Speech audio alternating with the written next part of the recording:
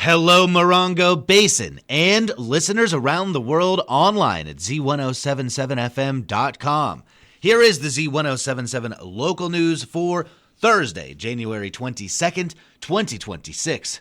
After an alleged road rage incident in Yucca Valley that sent a mother and two children to the hospital, a man is facing charges of assault with a deadly weapon. On Sunday at around 4 p.m., San Bernardino County Sheriff's deputies responded to a report of a traffic collision in the 6800 block of Avalon Avenue in Yucca Valley. Deputies say they arrived to find a 24-year-old female victim and her two juvenile children, ages 1 and 3, standing near a crashed vehicle.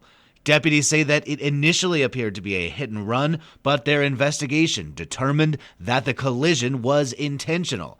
Deputies say Dante Killebrew, a 28-year-old resident of Yucca Valley, rammed his car into the victim's car with the young children inside. Deputies say that the three victims were taken to a local hospital for treatment. An hour later, Killebrew was contacted at a home in the 6900 block of Mecca Road in Joshua Tree. Deputies took him into custody without further incident.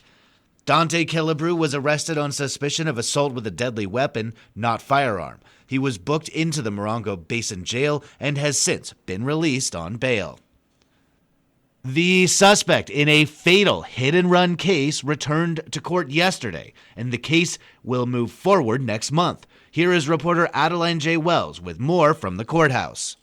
Troy Reynolds, the suspect in a 2024 hit-and-run collision that killed Yucca Valley teenager Joshua Barreras, returned to court yesterday morning for a pretrial hearing. District Attorney Jason Getzlow was present for the prosecution, as was Attorney James Rogan for the defense. Both attorneys confirmed with Judge Sarah Oliver that their parties were indeed ready to proceed with a jury trial on February 17th, the date that Judge Oliver had scheduled during the most recent hearing in November. Judge Oliver offered the victim's family an opportunity to address the court, and two members made statements. Judge Oliver then addressed supporters of both the suspect and the victim and stressed the importance of composure and respect throughout the trial. She said, quote, "It will not get easier before it's over, but it's very important that everybody has composure because it will interfere with Mr. Reynolds' right to a fair trial. It will interfere with our process of justice," end quote. Troy Reynolds is charged with felony hit and run resulting in permanent injury or death. He is currently out on $500,000 bail. Reporting for Z107.7 News, this is Adeline J. Wells.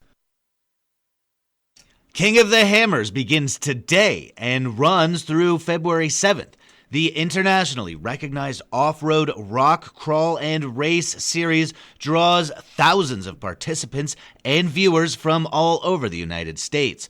It takes place in the Johnson Valley OHV area north of Joshua Tree and out near Landers. Approximately 81,000 acres of the Johnson Valley off-highway vehicle recreation area will be closed during the event, while 46,000 acres remain open to the public. The Bureau of Land Management approved a 5-year closure for 10 days annually through 2027.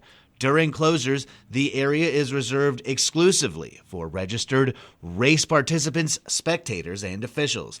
The event will begin with the race series King of the Motos and then will get technical with a weekend of competitive races and crawls. The San Bernardino County Sheriff's Department and California Highway Patrol will be stepping up enforcement in the Johnson Valley area over the next few weeks to ensure that the event is celebrated safely.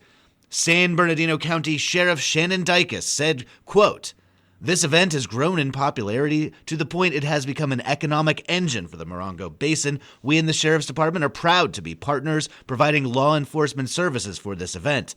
I would like to remind all race fans to behave responsibly, fireworks are prohibited, and most importantly, have fun and enjoy the sport of off-road racing with your family." The Sheriff's Department also wants to remind attendees that DUI still applies to off-road vehicles. They also remind everyone to pack it in and pack it out. If you're not going to the event, expect increased activity on Old Woman Springs Road near the junction at 29 Palms Highway all the way out to the turnoff to the OHV area. There may be more people out at adjacent BLM land, such as Soggy Dry Lake and Sunfair Dry Lake in Joshua Tree. The Morongo Valley Community Services District Board of Directors met last night. Reporter Gabriel Hart was there and joins us with this recap. During agency reports, New Morongo Valley Fire Chief Michael Catalbiano stated the department is actively seeking new recruitments through Copper Mountain College and, quote, hitting every possible avenue they can, unquote, including paramedics. General Manager Brittany Chavez has suggested creating a fund for medical school to train willing recruits for paramedic certification, an item that received positive response from the board to be revisited in April after the fiscal budget is clearer. Former board member Christina Brook of K&M Enterprises was in attendance with a proposition for grant writing and fund development for the MVCSD, testifying that her company has raised over $3.2 billion for her clients, with a recent win of $5 million. Brook said that K&M's success has, quote, put them in a position to help the smaller organizations that can't afford to pay for the services up front, unquote, offering the MVCSD a reduced rate of $95 an hour at 20 hours a month, pay when they can. This also received positive engagement from the board, who agreed to pursue it further once the fiscal budget was sorted. The request for the CSD to issue $50 to $100 prepaid Visa cards to fire staff supplies was voted down, cited by Director Johnny Tolbert as, quote, gifting public funds, unquote. Discussion yielded ideas of a secondary lockbox containing extra petty cash on a card to be reconciled by Chief Catalbiano, but no action was taken, and it was tabled until the next meeting. Reporting for Z107.7 News, I'm Gabriel Hart. The Morongo Basin Conservation Association is holding their annual meeting this weekend. For more than 5 decades, the MBCA has advocated for a healthy desert environment, and their annual meeting provides updates on their work, future priorities, and a keynote presentation. This year, they welcome local ecological designer builder Nicholas Holmes, who has a degree in architecture and is also a certified graywater installer and certified permaculture designer. The event is this Saturday at the Yucca Valley Community Center. The program begins at 10 a.m. Joshua Tree's long-standing bookstore, Space Cowboy Books, celebrates its 10-year anniversary tomorrow, a milestone achievement in our age of Amazon default shopping and diminishing attention spans. Reporter Gabriel Hart spoke to Space Cowboy Books owner Jean-Paul Garnier, and they took a look back at the last decade in Joshua Tree.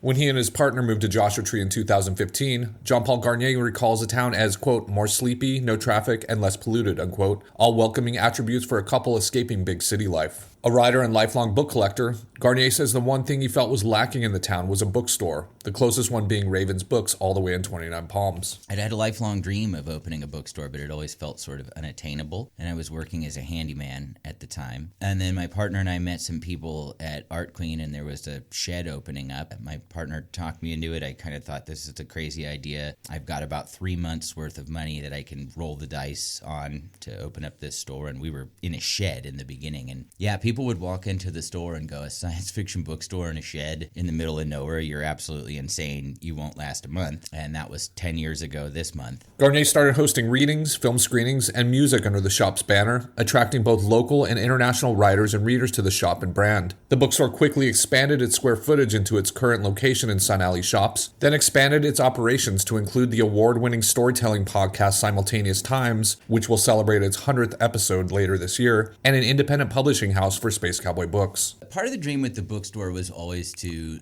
sell used books to earn money to make new books. And to test the waters in that, we started off with a series of chapbooks, which were almost exclusively for local authors. My attitude is always you start with those around you, you help those around you first, and then you branch out if that works. Space Cowboy's first proper book was an anthology companion to the podcast in 2018, followed by 3 more volumes. Since then, the press has released a multitude of books from local and international authors, including Pedro Iniguez's Mexicans on the Moon, a recent winner of the Bram Stoker Award and the equally revered Elgin Award. Relationship is one of the most important things in our lives, and story is about relationship. So reading is a very intimate act that we often do alone. To be able to get to share this with a broader community, a global community, has hands down been the most rewarding aspect of the bookstore. As his business becomes internationally recognized, Garnier remains committed to charitable outreach. He's worked with Spark Growth to build elementary school libraries and supplies for homeschooled children, provided books for prisoners, and still offers 1 free book to all children under 14 who enter the shop. While its focus is on science fiction, Space Cowboy Books also carries all kinds of literature, poetry, and nonfiction, all used or new, leaving something for everyone with the thrill of hunting through its carefully selected stock. And all books and curio will be 10% off at the Space Cowboy Books 10-year anniversary celebration this Friday, January 23rd, from 4 to 6 p.m., featuring live music music from the Kearns family, featuring Z107.7's own Pat Kearns, and experimental junk shop duo Fog Machine with snacks by Epicurean Fling. Space Cowboy Books is located at 61871 29 Palms Highway, 1 block east of Park Boulevard. Reporting for Z107.7 News, I'm Gabriel Hart. And finally, the annual Live from Joshua Tree event is coming up on January 31st at the Joshua Tree Retreat Center. On tomorrow's Z107.7 Up Close show, producer Cheryl Montel and guest speakers Gretchen Grunt and Casey Kiernan will talk with host Gary Daigneault about the unique event.